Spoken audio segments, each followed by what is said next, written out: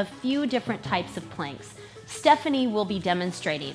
Come on down into a forearm plank. So this is the most regressed version of the plank that you can do. On your forearms, form is crucial here. So shoulders are directly over your elbows, hands are in a nice extension, and you're finding length from your tailbone all the way to the crown of the head.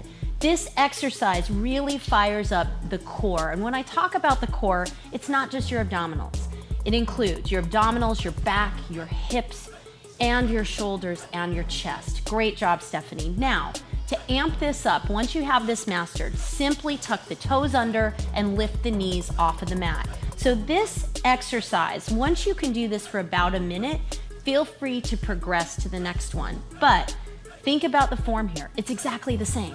You're still creating length in the spine, energy throughout now the back of the feet, and still length through the spine from the top of the head through the tailbone. Form is flawless. Great job. And now we're gonna progress it. So you can go ahead, take a second, stretch a little. The next plank is a straight arm plank. So starting on the knees, same thing. You always have your knees to come back to. From here, form, it's all about stacking the joints. So shoulders directly over the wrists, arms are long and straight, spine is long again, crown of the head, tailbone, same exact rules.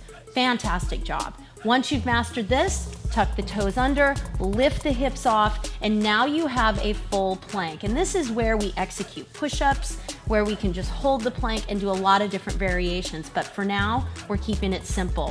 Form is exactly the same. Energy in the core.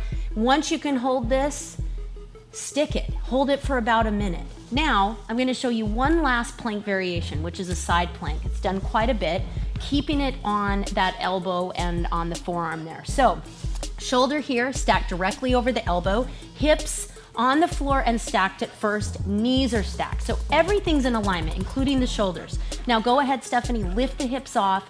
This exercise is really challenging. It changes because you're on your side now. You're gonna be activating a bit more of the side body than usual, but you're still working that core. Hold it right there, focus on your breath. Alignment through the spine is exactly the same. Tailbone to the crown of the head. And now, once you've mastered this, let's take it one step further. So legs now are gonna become straight.